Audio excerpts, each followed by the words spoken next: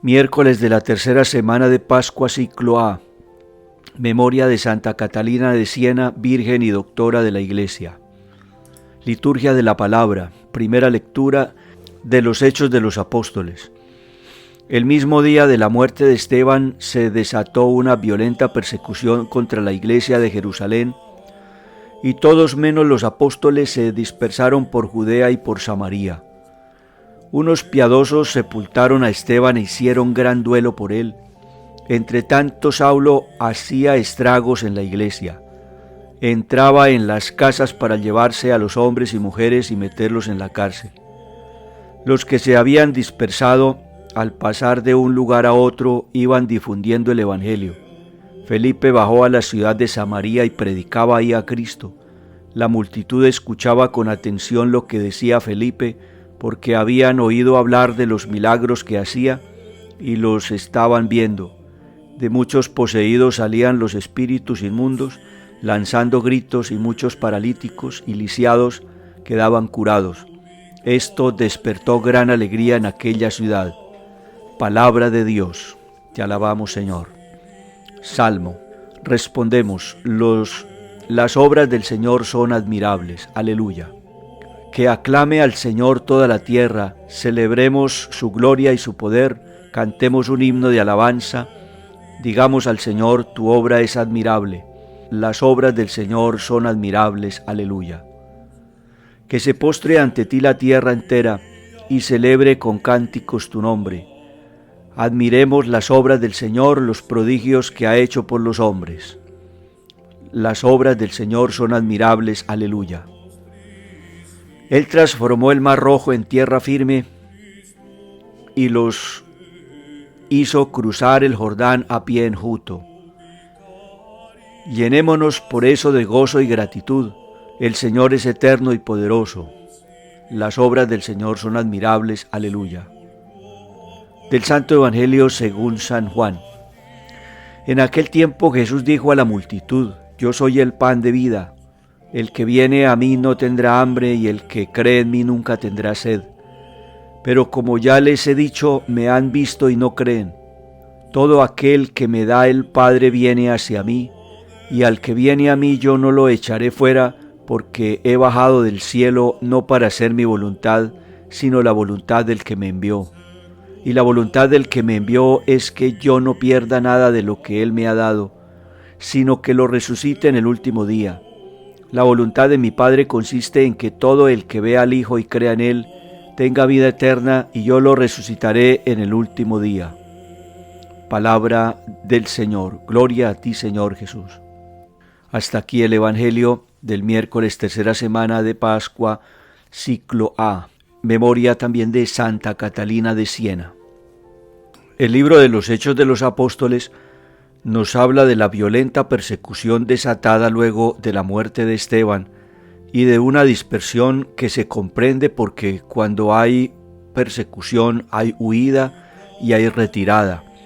Son acontecimientos tristes y dolorosos, por un lado, porque la persecución causa muerte, división, separación y destierro, situaciones que tal vez todos nosotros no entendemos, porque a pesar de todo vivimos en un tiempo de paz comparado con el tiempo de los apóstoles y con otros tiempos de la historia de la Iglesia.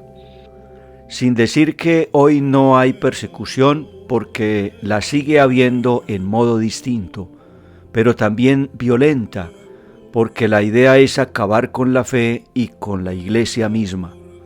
Hoy la persecución es más diplomática, pero igual violenta, mortífera y despiadada. Como en los tiempos de Esteban, hoy sin embargo sigue habiendo hombres y mujeres que como Saulo colaboran en la persecución, ayudan, financian y promueven la persecución, porque es por medio de personas, instituciones e ideologías que se sigue persiguiendo. Esperamos que pronto ellos se conviertan y más bien se vuelvan trabajadores en la única viña del Señor. Si eso le pasó a Saulo, conocido hoy como San Pablo, le puede también suceder a cualquier otro. Así ha demostrado la historia. muchos atravesados, muchos malandros, muchos bandidos, muchos asesinos se han convertido y se han vuelto trabajadores y se han vuelto mensajeros del bien, y muchos se han también santificado, han logrado el honor de los altares, han logrado inscribirse, ser aceptados en el libro de la vida, en el libro del cielo, en los registros celestiales y por supuesto también con un reconocimiento muy especial en la iglesia.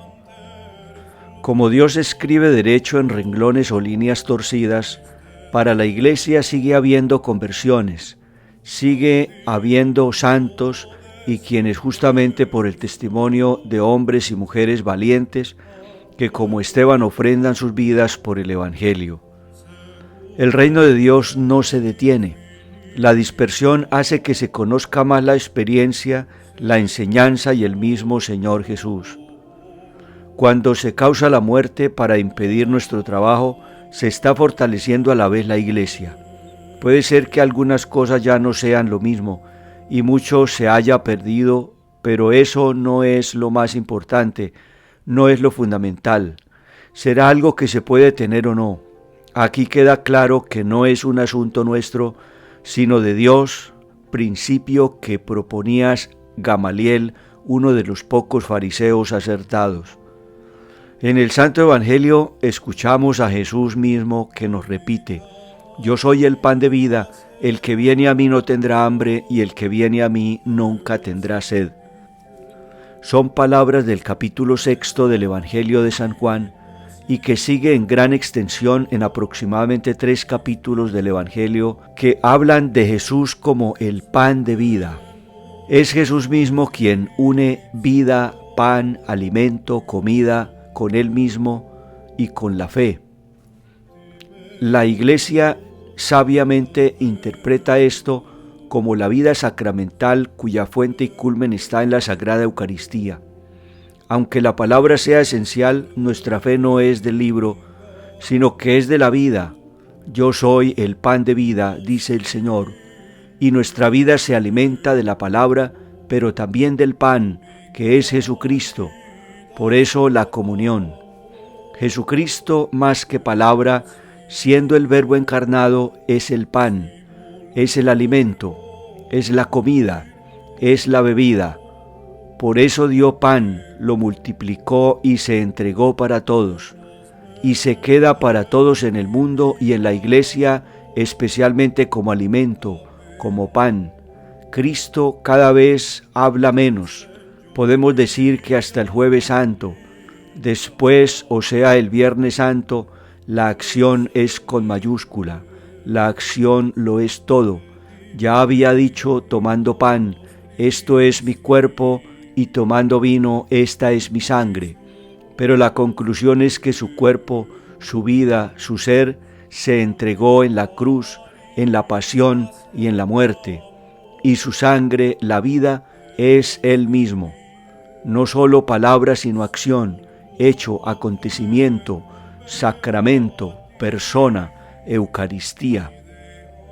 Los invito a estimar mucho más, a darle un gran valor a la vida sacramental en nuestra comunidad, a vivir todos los sacramentos, a respetarlos y a vivirlos en torno a la Eucaristía, el sacramento que más celebramos, que más vivimos, en el que más participamos, justamente por eso, por estar al centro y por alimentar todos los demás sacramentos. En otro modo, recordamos hoy, queridos hermanos, a Santa Catalina de Siena, 1380-1461, a quien pedimos intercesión para que, como en su tiempo, hoy defendamos la Iglesia, primero con nuestro testimonio y luego con la misión apologética, que consiste en la defensa de la fe con argumentos sólidos que nuestra misma Madre la Iglesia sustenta y presenta en su enseñanza o magisterio, y con todo lo demás que sea necesario o que la defensa requiera. Bendito sea el nombre del Señor, ahora y por siempre. Hasta aquí la reflexión.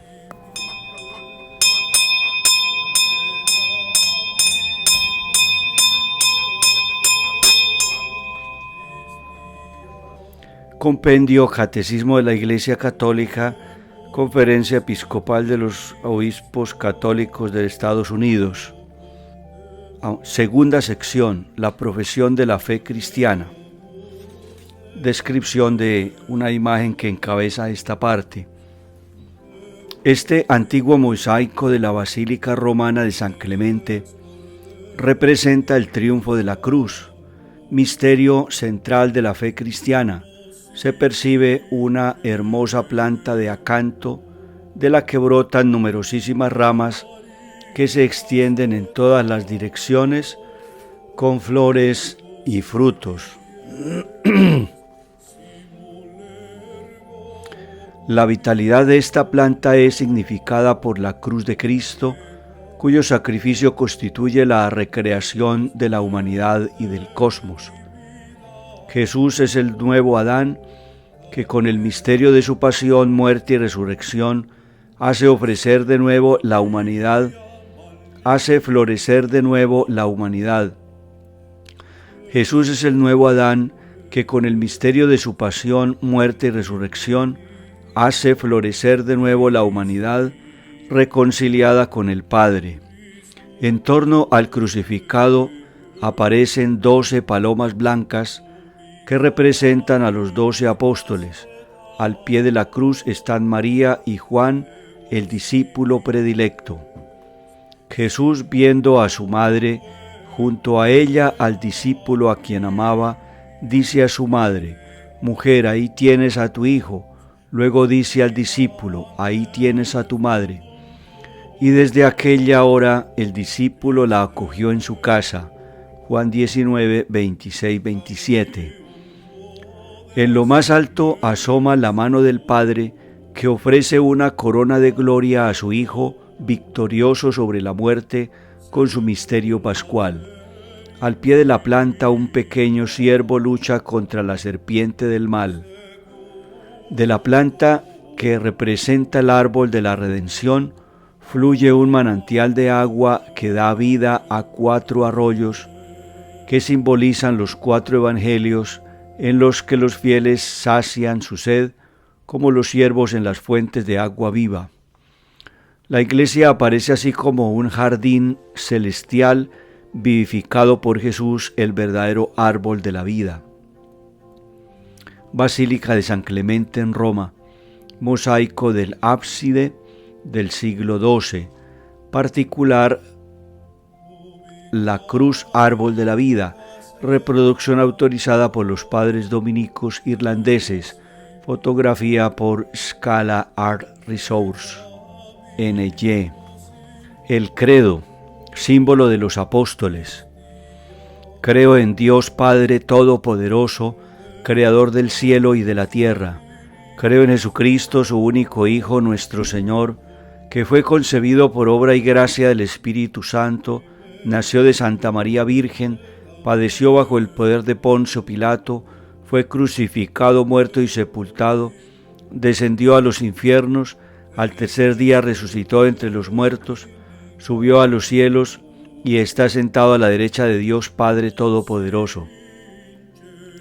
Desde allí ha de venir a juzgar a vivos y muertos. Creo en el Espíritu Santo, la Santa Iglesia Católica, la comunión de los santos, el perdón de los pecados, la resurrección de la carne y la vida eterna. Amén. El credo niceno-constantinopolitano. Creo en un solo Dios, Padre Todopoderoso, Creador del cielo y de la tierra, de todo lo visible y lo invisible. Creo en un solo Señor Jesucristo, Hijo único de Dios, nacido del Padre antes de todos los siglos, Dios de Dios, luz de luz, Dios verdadero de Dios verdadero, engendrado, no creado, de la misma naturaleza del Padre por quien todo fue hecho, que por nosotros los hombres y por nuestra salvación bajó del cielo, y por obra del Espíritu Santo se encarnó de María la Virgen y se hizo hombre. Y por nuestra causa fue crucificado en tiempos de Poncio Pilato, padeció y fue sepultado, y resucitó al tercer día según las Escrituras, y subió al cielo y está sentado a la derecha del Padre, y de nuevo vendrá con gloria para juzgar a vivos y muertos, y su reino no tendrá fin. Creo en el Espíritu Santo, Señor y dador de vida, que procede del Padre y del Hijo, que con el Padre y el Hijo recibe una misma adoración y gloria, y que habló por los profetas. Creo en la Iglesia, que es una, santa, católica y apostólica. Confieso que hay un solo bautismo para el perdón de los pecados. Espero la resurrección de los muertos y la vida del mundo futuro. Amén.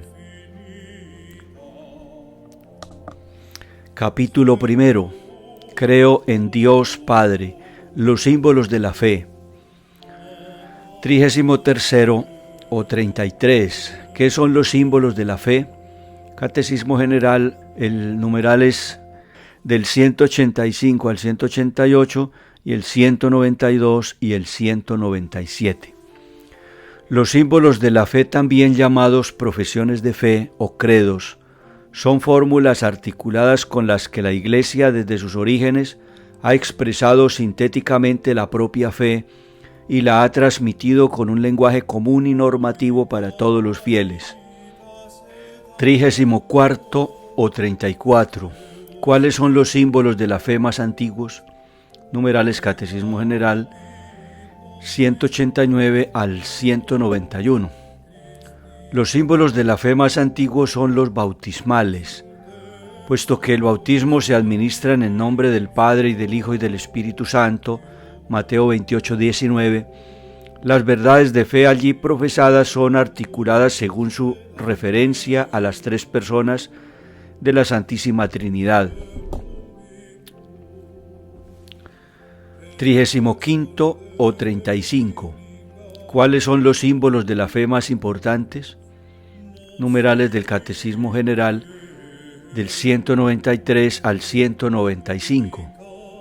Los símbolos de la fe más importantes son el símbolo de los apóstoles, que es el símbolo bautismal de la Iglesia de Roma, y el símbolo niceno-constantinopolitano, que es fruto de los dos primeros concilios ecuménicos de Nicea en el año 325 y el de Constantinopla en el año 381, y que sigue siendo aún hoy el símbolo común a todas las iglesias de Oriente y Occidente. Creo en Dios Padre Todopoderoso, Creador del cielo y de la tierra. 36 o 36. ¿Por qué la profesión de fe comienza con creo en Dios? Catecismo General, numerales 198-199. La profesión de fe comienza con la afirmación creo en Dios porque es la más importante, la fuente de todas las demás verdades sobre el hombre y sobre el mundo, y de toda la vida del que cree en Dios. 37 o 37. ¿Por qué profesamos un solo Dios? Numerales Catecismo General 200, 202 y 228. Profesamos un solo Dios porque Él se ha revelado al pueblo de Israel como el único, cuando dice: escucha Israel, el Señor nuestro Dios es el único Señor. Deuteronomio 6:4.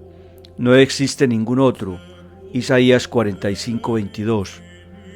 Jesús mismo lo ha confirmado: Dios es el único Señor. Marcos 12:29. Profesar que Jesús y el Espíritu Santo son también Dios y Señor no introduce división alguna en el Dios único. 38 o 38. ¿Con qué nombre se revela Dios? Catecismo General, numerales del 203 al 205, del 230 al 231. Dios se revela a Moisés como el Dios vivo. Yo soy el Dios de tus padres, el Dios de Abraham, el Dios de Isaac y el Dios de Jacob. Éxodo 3:6. Al mismo Moisés Dios le revela su nombre misterioso: yo soy el que soy, Yahvé. Éxodo 3:14. El nombre inefable de Dios ya en los tiempos del Antiguo Testamento fue sustituido por la palabra Señor. De este modo, en el Nuevo Testamento, Jesús, llamado el Señor, aparece como verdadero Dios. 39 o 39. ¿Solo Dios es? Catecismo General, numerales 212, 213. Mientras las criaturas han recibido de Él todo su ser y su poseer, solo Dios es en sí mismo la plenitud del ser y de toda perfección. Es el que es, sin origen y sin fin. Jesús revela que también Él lleva el nombre divino Yo Soy, Juan 8:28. 40 o 40. ¿Por qué es importante la revelación del nombre de Dios? Numerales del Catecismo General 206 al 213. Al revelar su nombre, Dios da a conocer las riquezas contenidas en su misterio inefable. Solo Él es, desde siempre y por siempre, el que trasciende el mundo y la historia. Él es quien ha hecho el cielo y tierra. Él es el Dios fiel, siempre cercano a su pueblo para salvarlo. Él es el santo por excelencia, rico en misericordia. Efesios 2:4. Siempre dispuesto al perdón. Dios es el ser espiritual trascendente, omnipotente, eterno, personal y perfecto. Él es la verdad y el amor. Dios es el ser infinitamente perfecto, que es la Santísima Trinidad. Santo Toribio de Mogrovejo. 41 o 41. ¿En qué sentido Dios es la verdad? Catecismo General numerales del 214 al 217 y el 231. Dios es la verdad misma y como tal ni se engaña ni puede engañar. Dios es luz, en Él no hay tiniebla alguna. Juan 1:5. El Hijo eterno de Dios, sabiduría encarnada, ha sido enviado al mundo para dar testimonio de la verdad. Juan 18:37. 42 o 42. ¿De qué modo Dios revela que Él es amor? Catecismo General numerales 218 al 221. Dios se revela a Israel como aquel que tiene un amor más fuerte que el de un padre o una madre por sus hijos, o el de un esposo por su esposa. Dios en sí mismo es amor, 1 de Juan 4:8-16, que se da completa y gratuitamente, que tanto amó al mundo que dio a su Hijo único para que el mundo se salve por él, Juan 3:16-17. Al mandar a su Hijo y al Espíritu Santo, Dios revela que Él mismo es eterna comunicación de amor. 43 o 43. ¿Qué consecuencias tiene creer en un solo Dios? Catecismo General numerales 222 al 227 y 229. Creer en Dios el único comporta conocer su grandeza y majestad, vivir en acción de gracias, confiar siempre en Él, incluso en la adversidad, reconocer la unidad y la verdadera dignidad de todos los hombres, creados a imagen de Dios, usar rectamente de las cosas creadas por Él. 44 o 44. ¿Cuál es el misterio central de la fe y de la vida cristiana? Catecismo General numerales 232 al 237. El misterio central de la fe y de la vida cristiana es el misterio de la Santísima Trinidad. Los cristianos son bautizados en el nombre del Padre y del Hijo y del Espíritu Santo. 45 o 45. ¿Puede la razón humana conocer por sí sola el misterio de la Santísima Trinidad? Catecismo General número 237.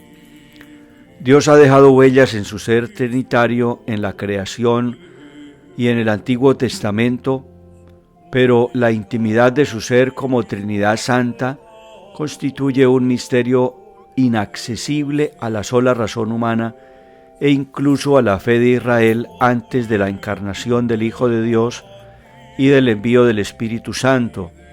Este misterio ha sido revelado por Jesucristo y es la fuente de todos los demás misterios. 46 o 46. ¿Qué nos revela Jesucristo acerca del misterio del Padre? Catecismo General numerales 240 al 243. Jesucristo nos revela que Dios es Padre no solo en cuanto es creador del universo y del hombre, sino sobre todo porque engendra eternamente en su seno al Hijo, que es su verbo, resplandor de su gloria e impronta de su sustancia. Hebreos 1:3. 47 o 47. ¿Quién es el Espíritu Santo que Jesucristo nos ha revelado? Catecismo General numerales 243 al 248. El Espíritu Santo es la tercera persona de la Santísima Trinidad. Es Dios uno e igual al Padre y al Hijo. Procede del Padre, Juan 15:26, que es principio sin principio y origen de toda la vida trinitaria. Y procede también del Hijo, Filioque, por el don eterno que el Padre hace al Hijo. El Espíritu Santo enviado por el Padre y por el Hijo, encarnado, guía a la Iglesia hasta el conocimiento de la verdad plena. Juan 16:13. 48 o 48. ¿Cómo expresa la Iglesia su fe trinitaria? Catecismo General numerales 249, 256 y 266. La Iglesia expresa su fe trinitaria confesando un solo Dios en tres personas, Padre, Hijo y Espíritu Santo. Las tres divinas personas son un solo Dios porque cada una de ellas es idéntica a la plenitud de la única e indivisible naturaleza divina. Las tres son realmente distintas entre sí por sus relaciones recíprocas. El Padre engendra al Hijo, el Hijo es engendrado por el Padre, el Espíritu Santo procede del Padre y del Hijo. 49 o 49. ¿Cómo obran las tres divinas personas? Catecismo General, numerales 257 al 260 y el 267. Inseparable en su única sustancia, las divinas personas son también inseparables en su obrar. La Trinidad tiene una sola y misma operación, pero en el único obrar divino cada persona se hace presente según el modo que le es propio en la Trinidad. Dios mío, Trinidad a quien adoro, pacifica mi alma, haz de ella tu cielo, tu morada amada y el lugar de tu reposo.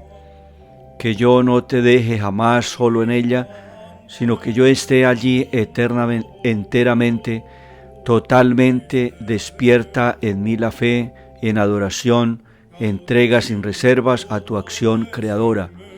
Beata Isabel de la Trinidad. 50 o 50. ¿Qué significa que Dios es todopoderoso? Catecismo General numeral del 268 al 278. Dios se ha revelado como el fuerte, el valeroso, Salmo 24:8, aquel para quien nada es imposible, Lucas 1:37. Su omnipotencia es universal, misteriosa, y se manifiesta en la creación del mundo de la nada y del hombre por amor, pero sobre todo en la encarnación y en la resurrección de su Hijo, en el don de la adopción filial y en el perdón de los pecados. Por esto la Iglesia en su oración se dirige a Dios Todopoderoso y Eterno. Omnipotens sempiterne Deus. 51, 51 o 51. ¿Por qué es importante afirmar que en el principio Dios creó el cielo y la tierra? Génesis 1:1. Catecismo General numerales 279 al 289 y 315. Es importante afirmar que en el principio Dios creó el cielo y la tierra porque la creación es el fundamento de todos los designios salvíficos de Dios.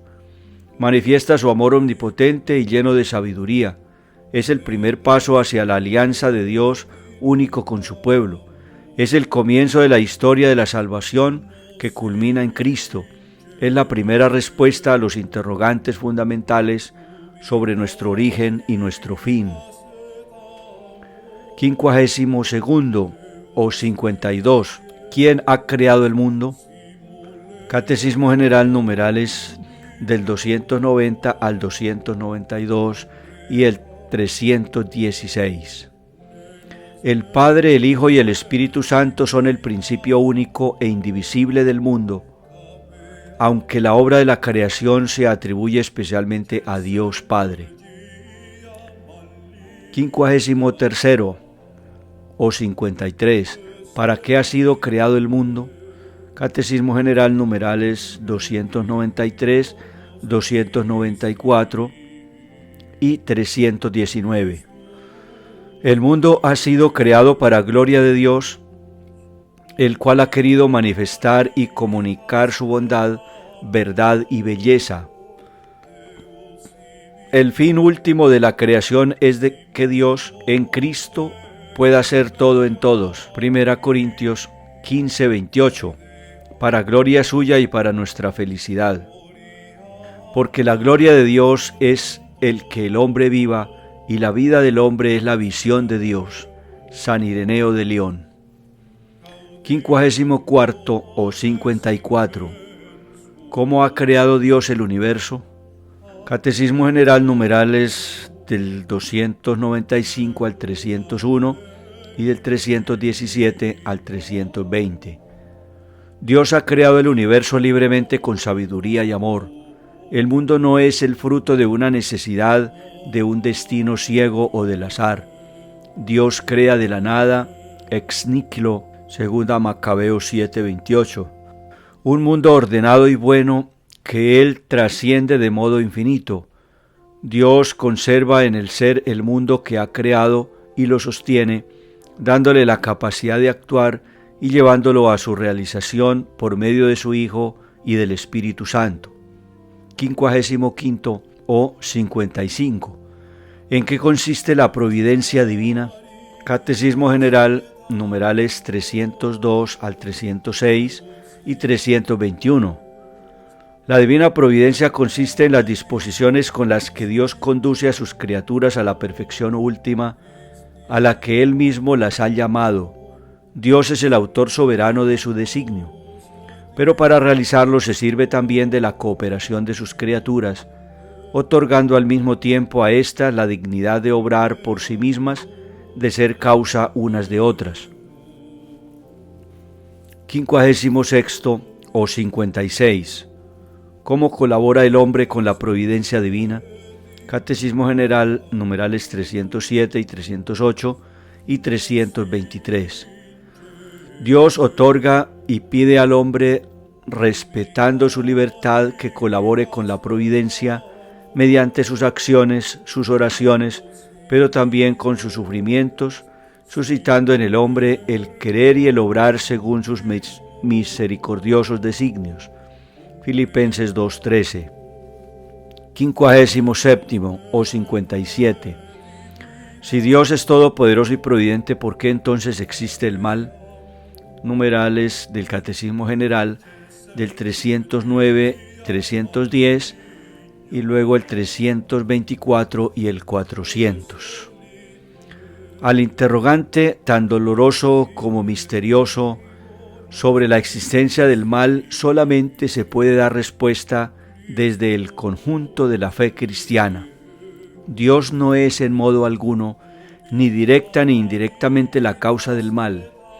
Él ilumina el misterio del mal en su Hijo Jesucristo, que ha muerto y ha resucitado para vencer el gran mal moral, que es el pecado de los hombres y que es la raíz de los restantes males.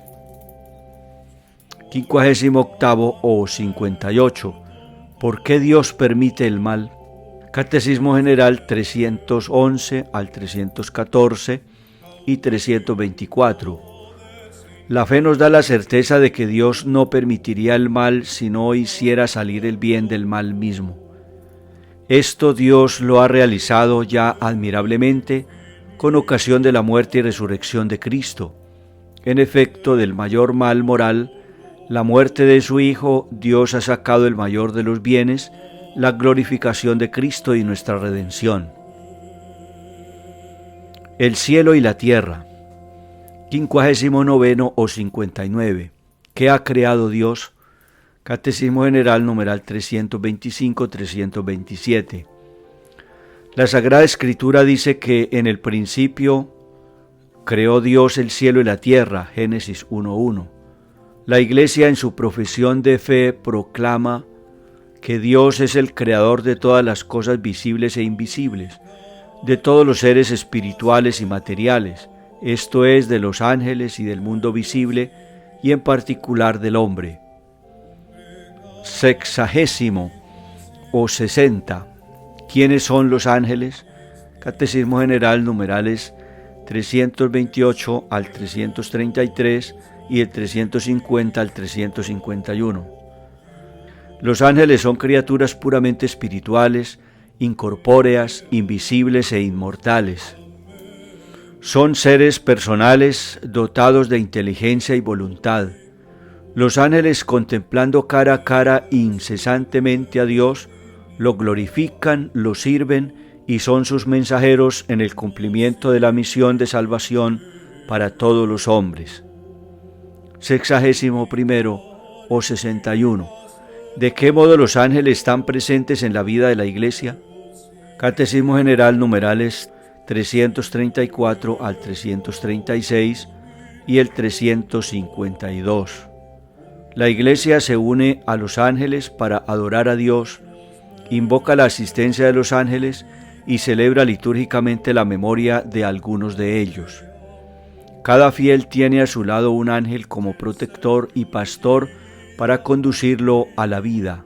San Basilio Magno. 62 o 62. ¿Qué enseña la Sagrada Escritura sobre la creación del mundo visible? Catecismo General, numerales del 337 al 344. A través del relato de los 6 días de la creación, la Sagrada Escritura nos da a conocer el valor de todo lo creado y su finalidad de alabanza a Dios y de servicio al hombre. Todas las cosas deben su propia existencia a Dios, de quien reciben la propia bondad y perfección, sus leyes y lugar en el universo. 63 o 63. 63 o 63. ¿Cuál es el lugar del hombre en la creación? Catecismo General, numerales del 343 al 344 y 353. El hombre es la cumbre de la creación visible, pues ha sido creado a imagen y semejanza de Dios. 64 o 64. ¿Qué tipo de relación existe entre las cosas creadas? Catecismo General, numeral 342, 354. Entre todas las criaturas existe una interdependencia y jerarquía queridas por Dios.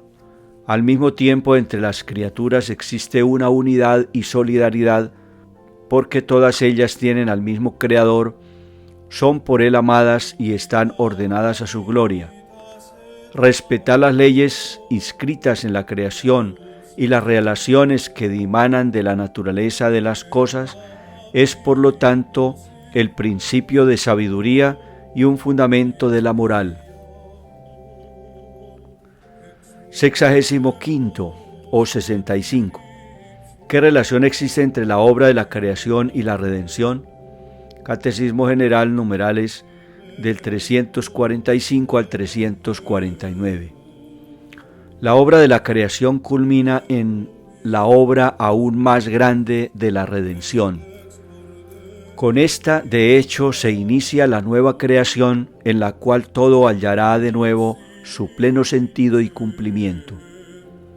El hombre. 66 o 66. ¿En qué sentido el hombre es creado a imagen de Dios? Catecismo General, numerales del 355 al 357. El hombre ha sido creado a imagen de Dios, en el sentido de que es capaz de conocer y amar libremente a su propio Creador. Es la única criatura sobre la tierra a la que Dios ama por sí misma y a la que llama a compartir su vida divina, en el conocimiento y en el amor. El hombre, en cuanto creado a imagen de Dios, tiene la dignidad de persona. No es solamente algo, sino alguien capaz de conocerse, de darse libremente y de entrar en comunión con Dios y con las otras personas. 67 o 67. ¿Para qué fin ha creado Dios al hombre? Catecismo General, numerales 358 y 359. Dios ha creado todo para el hombre, pero el hombre ha sido creado para conocer, servir y amar a Dios, para ofrecer en este mundo toda la creación a Dios en acción de gracias y para ser elevado a la vida con Dios en el cielo. Solamente en el misterio del Verbo encarnado encuentra verdadera luz el misterio del hombre, predestinado a reproducir la imagen del Hijo de Dios hecho hombre, que es la perfecta imagen de Dios invisible. Colosenses 1:15. 68 o 68. ¿Por qué los hombres forman una unidad? Catecismo General, numerales del 360 al 361. Todos los hombres forman la unidad del género humano por el origen común que les viene de Dios. Además, Dios ha creado de un solo principio todo el linaje humano. Hechos 17:26. Finalmente, todos tienen un único Salvador y todos están llamados a compartir la eterna felicidad de Dios. 69 o 69. ¿De qué manera el cuerpo y el alma forman en el hombre una unidad? Catecismo General, numerales del 362 al 365 y 382. La persona humana es al mismo tiempo un ser corporal y espiritual. En el hombre, el espíritu y la materia forman una única naturaleza. Esta unidad es tan profunda que gracias al misterio espiritual, que gracias al principio espiritual, que es el alma, el cuerpo que es material se hace humano y viviente y participa de la dignidad de la imagen de Dios. 70 o 70. ¿Quién da el alma al hombre? Catecismo General, numerales del 366 al 368 y 382. El alma espiritual no viene de los progenitores, sino que es creada directamente por Dios y es inmortal. Al separarse del cuerpo en el momento de la muerte, no perece. Se unirá de nuevo al cuerpo en el momento de la resurrección final. 71 o 71. ¿Qué relación ha establecido Dios entre el hombre y la mujer? Catecismo General, numerales 369 al 373 y 383. El hombre y la mujer han sido creados por Dios con igual dignidad en cuanto personas humanas y al mismo tiempo con una recíproca complementariedad en cuanto varón y mujer. Dios los ha querido el uno para el otro, para una comunión de personas. Juntos están también llamados a transmitir la vida humana, formando en el matrimonio una sola carne, Génesis 2:24, y a dominar la tierra como administradores de Dios. 72 o 72. ¿Cuál era la condición original del hombre según el designio de Dios? Catecismo General, numerales del 374 al 379 y 384. Al crear al hombre y a la mujer, Dios les había dado una especial participación de la vida divina en un estado de santidad y de justicia. En este proyecto de Dios, el hombre no habría debido sufrir ni morir. Igualmente reinaba en el hombre una armonía perfecta consigo mismo, con el Creador entre hombre y mujer, así como entre la primera pareja humana y toda la creación. La caída, 73 o 73. ¿Cómo se comprende la realidad del pecado? Catecismo General, numeral 385, 389. En la historia del hombre está presente el pecado, Esta realidad se establece plenamente solo a la luz de la divina revelación y sobre todo a la luz de Cristo, a quien el Salvador de todos, que ha hecho que la gracia sobreabunde allí donde había abundado el pecado.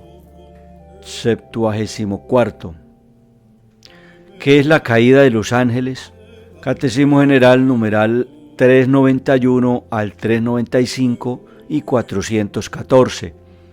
Con la expresión la caída de los ángeles se indica que Satanás y los otros demonios de los que hablan la Sagrada Escritura y la tradición de la Iglesia eran inicialmente ángeles creados buenos por Dios, que se transformaron en malvados porque rechazaron a Dios y a su reino mediante una libre e irrevocable elección, dando así origen al infierno. Los demonios intentan asociar al hombre a su rebelión contra Dios, pero Dios afirma en Cristo su segura victoria sobre el maligno.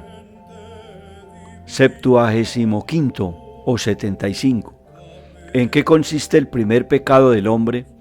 Catecismo General numeral 396, 403 y del 415 al 417.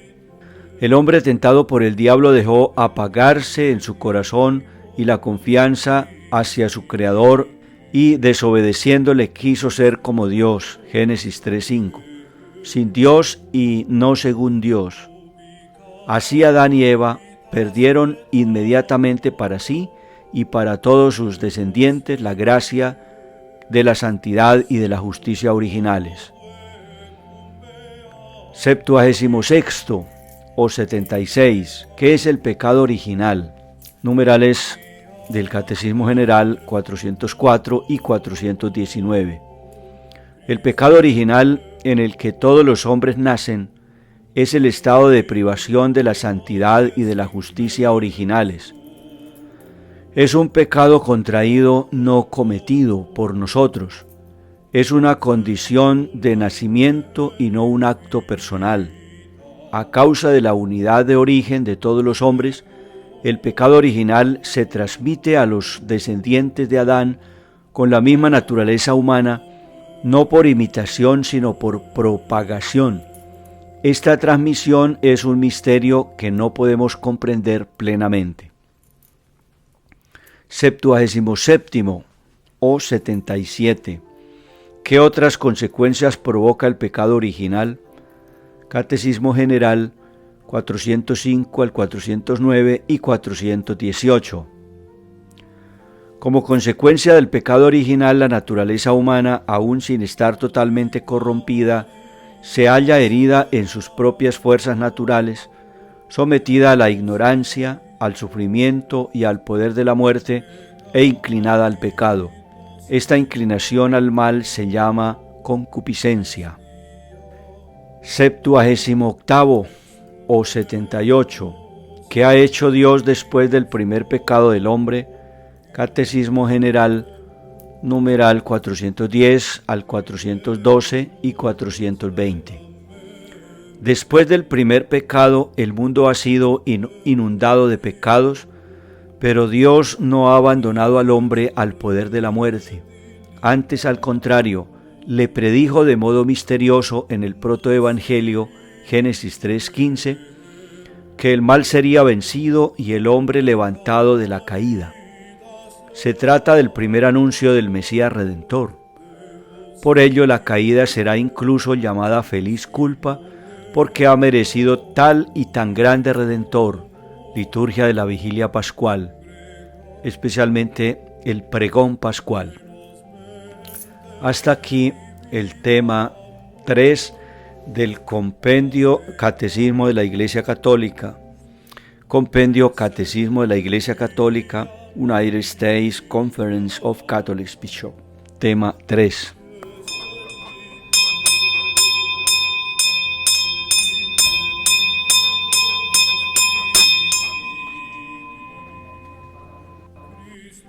...29 de abril, vida de santos, Santa Catalina de Siena, muere en el 1380. Fue el día de la Anunciación de la Virgen y Domingo de Ramos de 1347. La Iglesia y Siena Con cánticos y ramos de olivo daban la bienvenida a la niña Catalina, que veía la luz de este mundo en una casa de la calle de los Tintoreros, en el barrio de Fontebranda.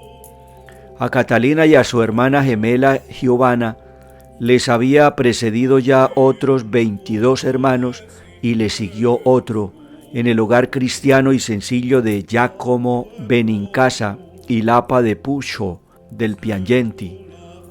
Del padre tintorero de pieles parece haber heredado Catalina la bondad de corazón, la caridad, la dulzura inagotable, y de la madre, mujer laboriosa y enérgica, la firmeza y la decisión.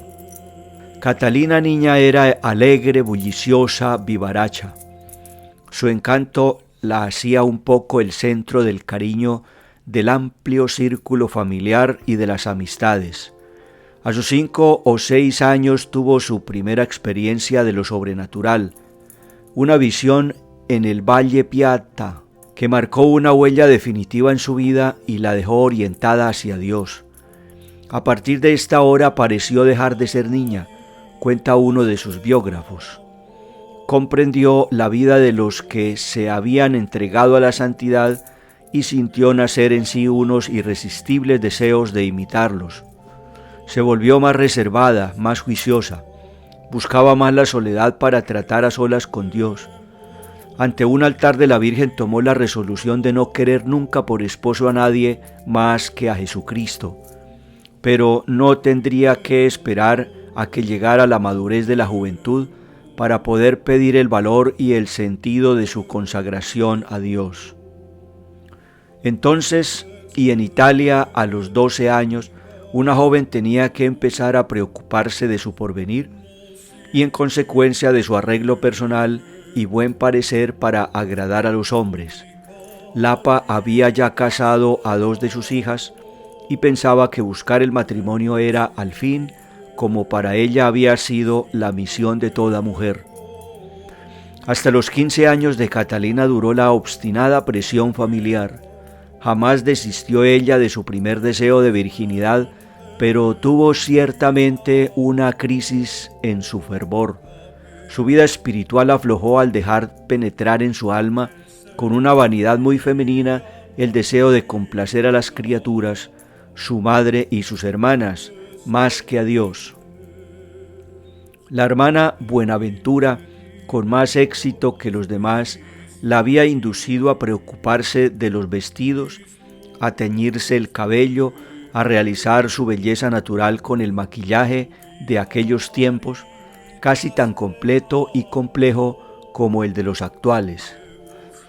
Pero esta hermana murió en un parto en el mes de agosto de 1362. Las lágrimas abundantes de Catalina no fueron solamente por la pérdida de su hermana predilecta.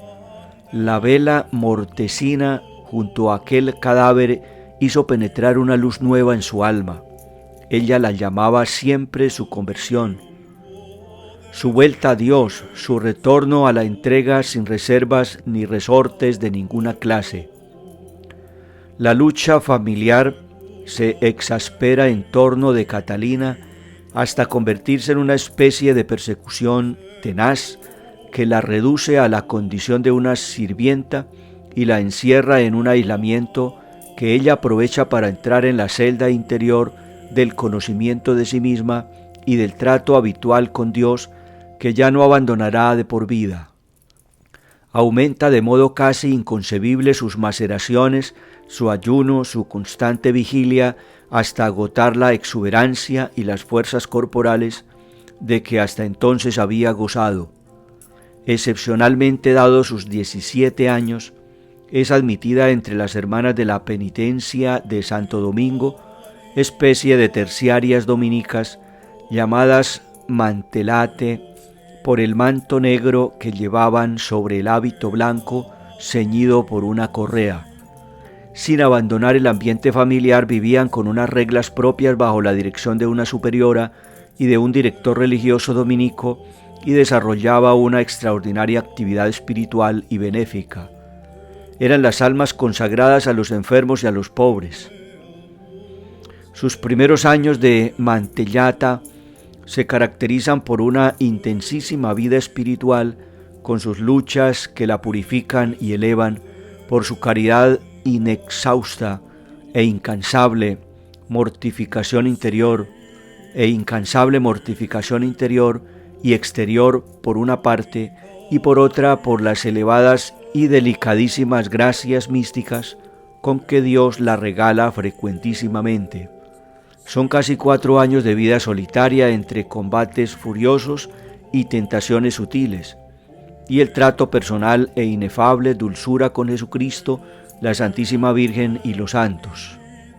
El recogimiento arrobado a veces con que oraba el llanto incontenible, a pesar de las prohibiciones del confesor, al acercarse a comulgar lo que empezaba a oírse de sus mortificaciones, agitó inevitablemente la marea del ambiente de una ciudad religiosa, con sus capillitas y sus bandos, como la Siena de 1300, celos de mujeres devotas, escepticismo de frailes y sacerdotes, los doctos que opinan de la ignorancia un tanto atrevida, según ellos de la hija de tintorero Benincasa, los corrillos de vecinas en el barrio, en el típico lavadero de Fontebranda, los rumores que llegan a los salones elegantes y las tertulias acomodadas. Y por la calleja pendiente que lleva a Fontebranda se ve descender una dama noble, un grave eclesiástico, un campanudo maestro en teología, el mozo despreocupado y libre hacia la tintorería para hablar con Catalina, que contaba apenas unos 20 años. Tomás de la Fuente, entonces su confesor, la había autorizado para ello. Su vibrante angustia materna por las almas la obligaba a darse siempre que la pudiese necesitar. Con los albores de una fecunda maternidad espiritual que no iba a limitarse a los senos misteriosos de la intimidad del cuerpo místico, son los primeros contactos de una nueva gran familia que nace. Iba a empezar para esta criatura enferma y frágil el portento de una actividad múltiple de apostolado, de acción política y diplomática en favor de la Iglesia. Dios la iba preparando para esta misión con sus gracias y sus pruebas. Le hacía ahondar incesantemente en la consideración de la propia nada frente al ser de Dios, base de toda su vida espiritual. La admirable vida activa que llevaba a cabo por voluntad de Dios hasta el día de su muerte necesitaba una no menos admirable intensidad de vida interior. Pero en Catalina la actividad y el reconocimiento jamás entraron en colisión ni se desarrollaron en doloroso contrapunto, como en la mayor parte de las almas. Eran dos modos externamente distintos, internamente idénticos, de amor a Dios, de darse a Dios, de vivir su entrega de modo eficaz y práctico. En el umbral de su vida pública de apostolado y de acción pacificadora entre las potencias terrenas, se verifica su místico desposorio con Jesús, del que como testimonio perenne guardará en su dedo hasta la muerte una alianza imperceptible a todos los demás. En mayo de 1374 se reunía en Florencia, en la capilla llamada de los españoles, el capítulo general de la Orden de Predicadores. Por la responsabilidad que a la orden podía caberle, tratándose de una terciaria, el capítulo asumió la tarea del examen del espíritu de Catalina Benincasa. Lo aprobó y le señaló como confesor y director al hombre sabio, prudente, fervoroso que era Raimundo de Capua. Por Raimundo de Capua, elegido al poco de morir Catalina, maestro general de la orden, conocemos con riquísima abundancia de detalles la vida, las virtudes, las gracias místicas y las actividades de la que fue su hija y maestra al mismo tiempo. La terrible peste negra que ha pasado a la historia como la gran mortandad y en la que pereció más de la tercera parte de la ciudad de Siena, ofreció a Catalina y a Raimundo de Capua y demás caterinatos a su retorno de Florencia una nueva oportunidad para el heroísmo en su amor al prójimo. Luego las ciudades de Pisa, donde entre otros prodigios recibió los estigmas invisibles de la pasión.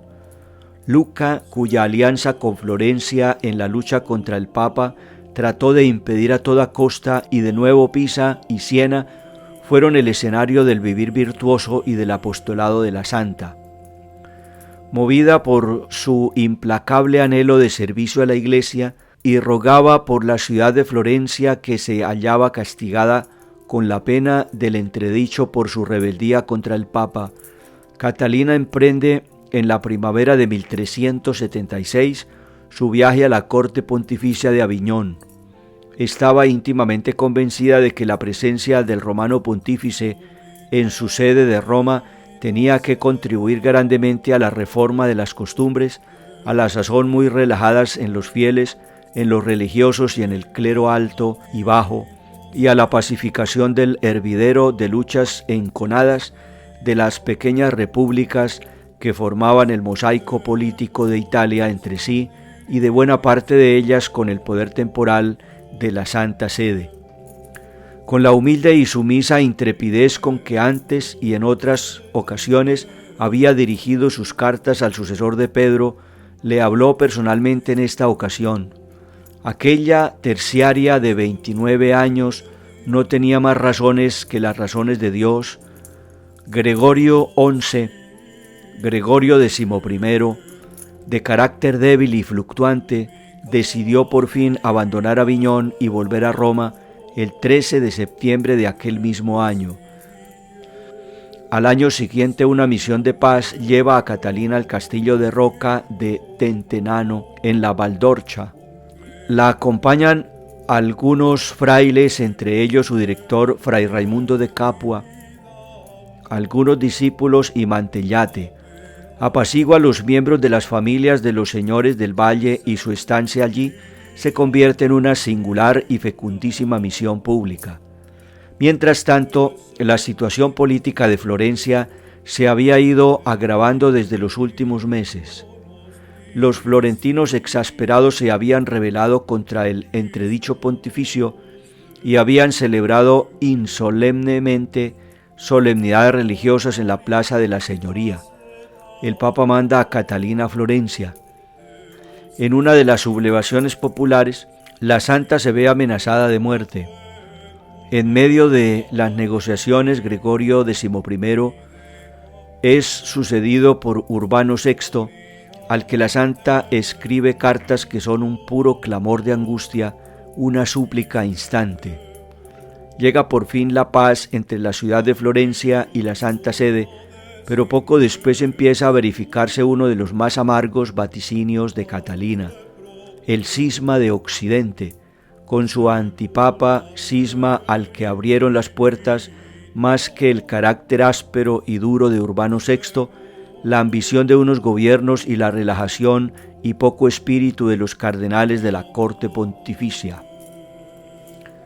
De retorno a Siena, sumida el alma en la amargura indecible de los males que agobian a la Santa Iglesia, Catalina se engolfa en la contemplación de la misericordia y de la providencia, y vuelca su alma de fuego toda la luminosa experiencia del conocimiento de Dios y de sí misma, todo el ardor de su anhelo por el bien de la Santa Iglesia en las páginas de este libro incomparable que la contiene y resume a toda ella, que es el diálogo de la divina providencia.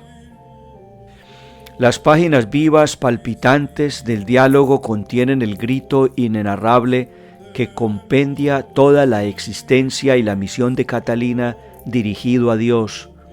Por tu gloria, Señor, salva al mundo.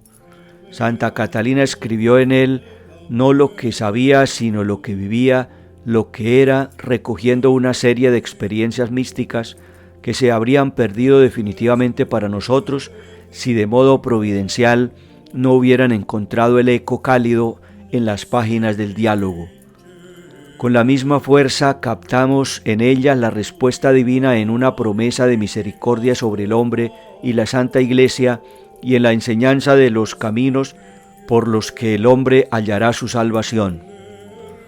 En octubre de 1378 había terminado el dictado del mismo a 3 de sus discípulos, que la servían también de secretarios para su abundante correspondencia.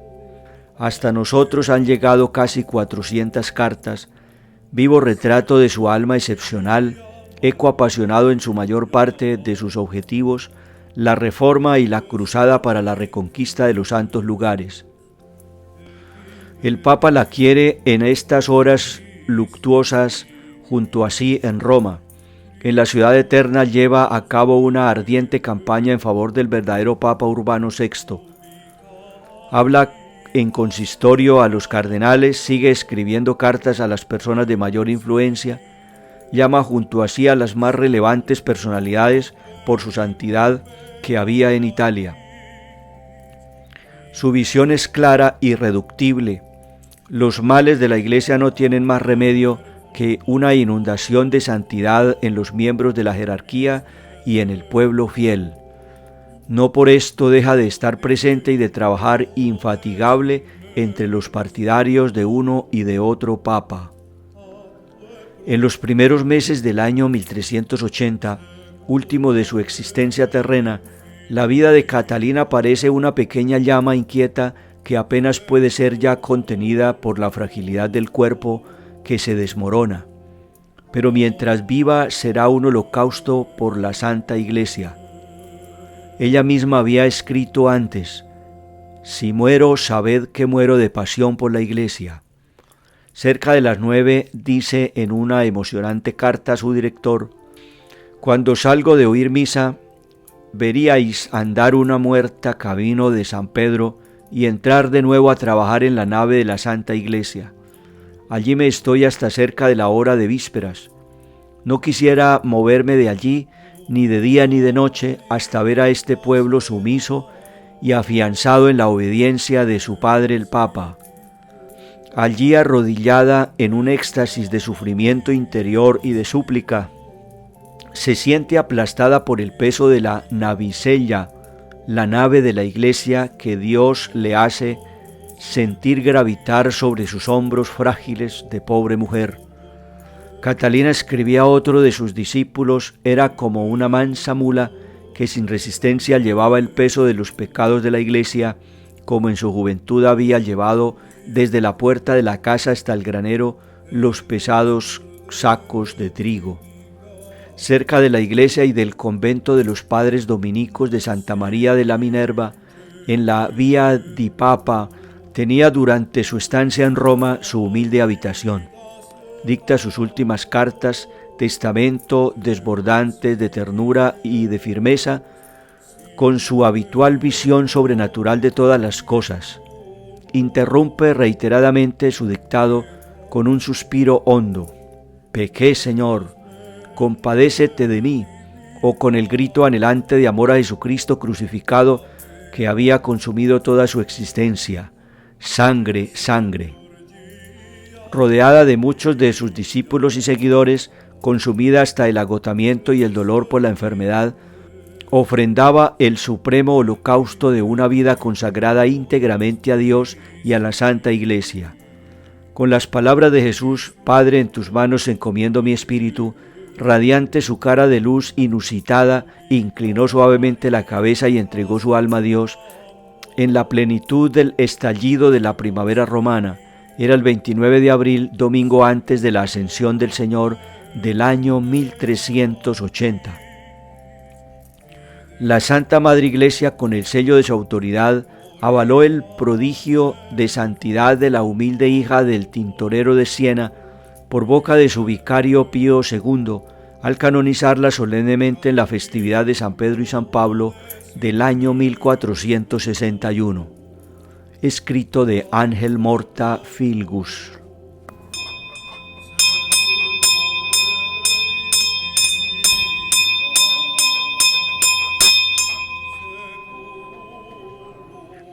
Vida de santos: 28 de abril, San Luis María Griñón de Montfort. Muere en el 1716. Es el apóstol por excelencia de la santa esclavitud de María y de la perfecta consagración a la Santísima Virgen. según la fórmula por él popularizada, por María, con María, en María, para María.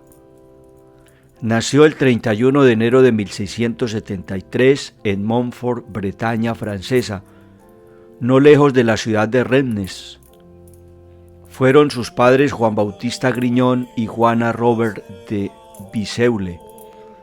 Bautizado con el nombre de Luis el 1 de febrero en la iglesia parroquial de San Juan, hizo su primera comunión en el vecino pueblo de Infendic. El nombre de María le tomó en la confirmación.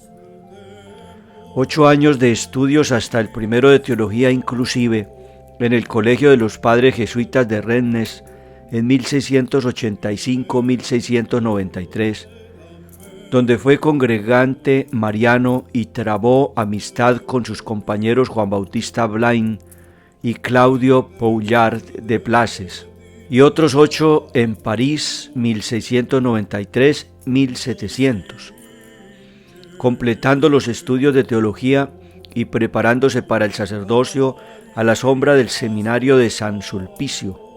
El 5 de junio de 1700 era ordenado sacerdote y poco después en el altar de Nuestra Señora de San Sulpicio, que muchas veces con cariño filial había él adornado, decía su primera misa como un ángel en expresión de su amigo Blain.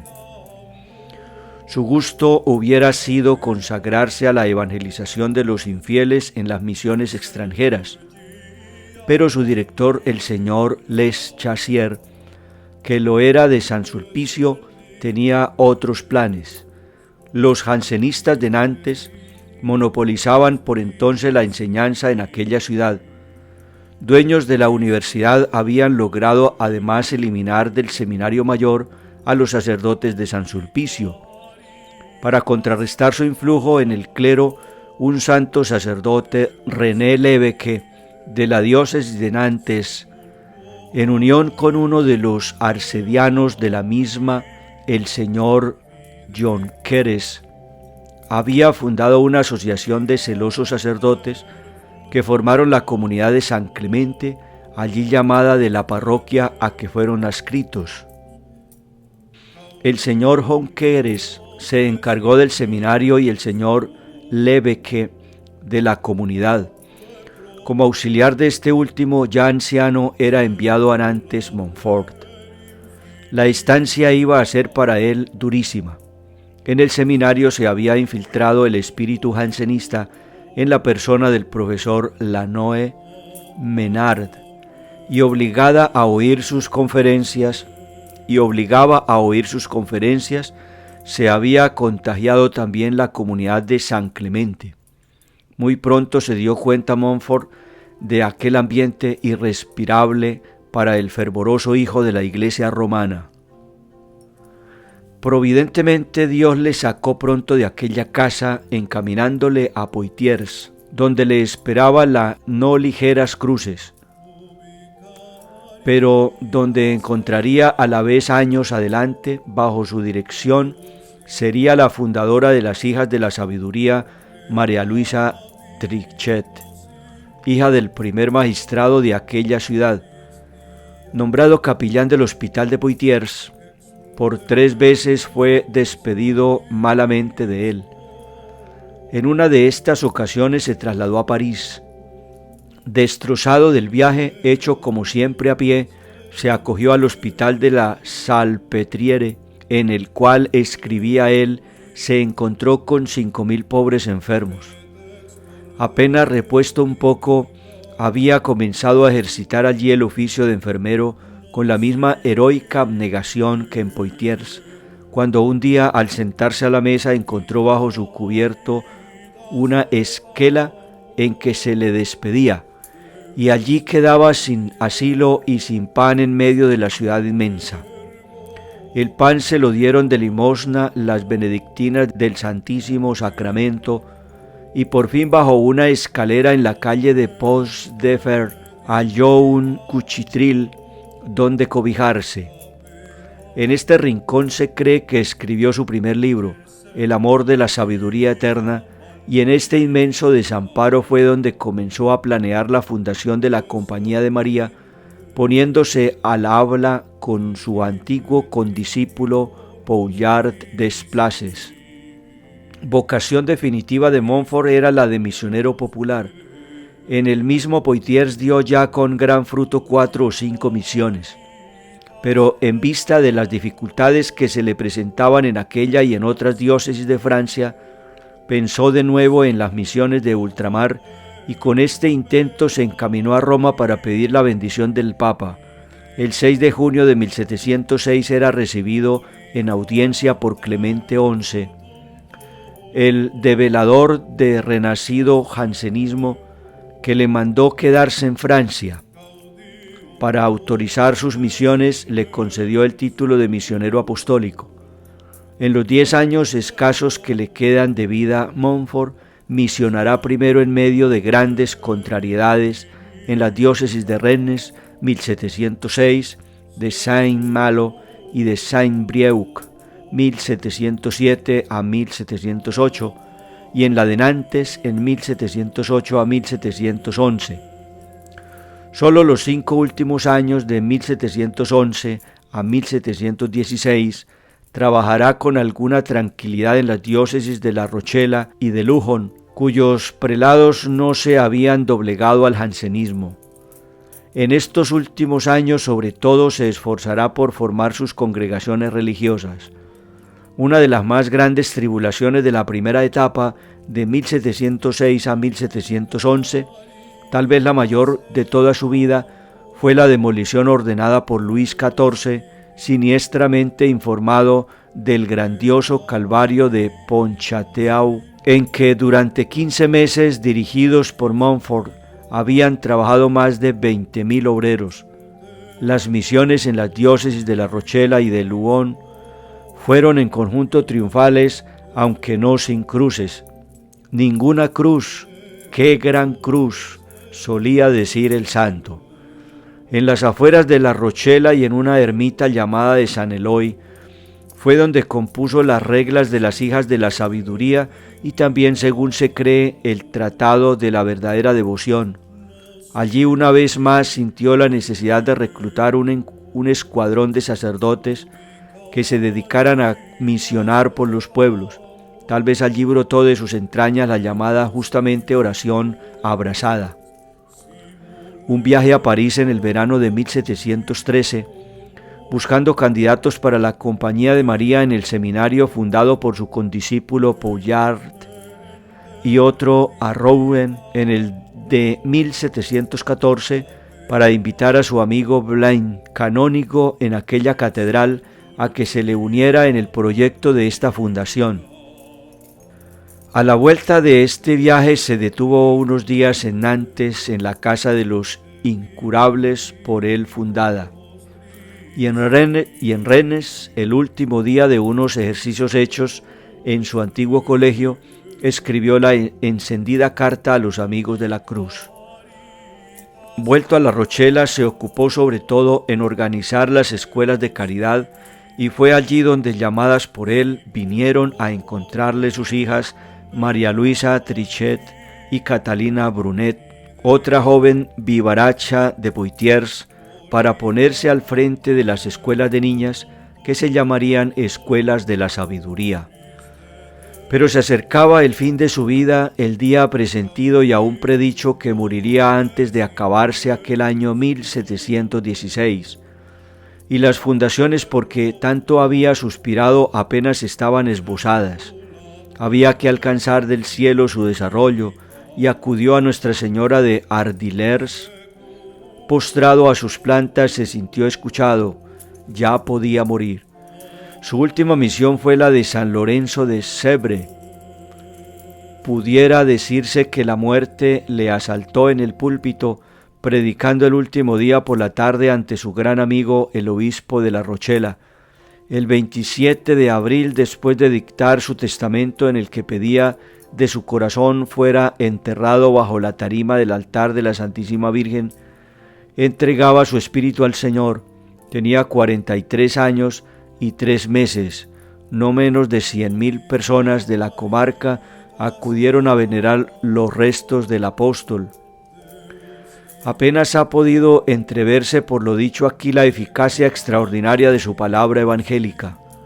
Debíase esta eficacia desde luego a la gracia divina que el santo alcanzaba muy principalmente por intercesión de la Virgen Santísima. Junto con el crucifijo llevaba él siempre consigo una estatuita de Nuestra Señora que instalaba en su habitación, en el confesionario o en el púlpito. En todas partes era la reina de los corazones. A los ojos del pueblo su vida penitente, su pobreza en el vestir, su espíritu de oración, su modestia constante le conciliaban la veneración de todos. Venía sobre esto la predicación sabia y ardiente. Al mismo tiempo Montfort era maestro en utilizar toda clase de recursos populares. Hasta 7 procesiones, nos dice su contemporáneo Grandet, organizaba en cada misión. Especial solemnidad revestía la de la renovación de las promesas del bautismo. Otro elemento capital en todas sus misiones eran los cánticos. Son unos 24.000 los versos compuestos por él que abarcan todos los temas usuales en las misiones. Nada podemos decir aquí del desarrollo que por fin han logrado sus fundaciones religiosas. En cuanto a sus libros, ya se indicó la difusión inmensa que han tenido el secreto de María y la verdadera devoción. Esos y los demás pueden verse en la edición española de la Bach, volumen 3, 1954, donde se hallará en la introducción la bibliografía que puede desearse. El 22 de enero de 1888, el siervo de Dios fue beatificado por León XIII y el 20 de julio de 1947, canonizado por Pío XII. Escrito de Camilo María Abad, S.I. Hasta aquí la biografía de San Luis María Griñón de Montfort. Mis más sinceros agradecimientos por seguirme en este modo. Dios les tenga en cuenta esta buena actitud, buen viento y buena mar.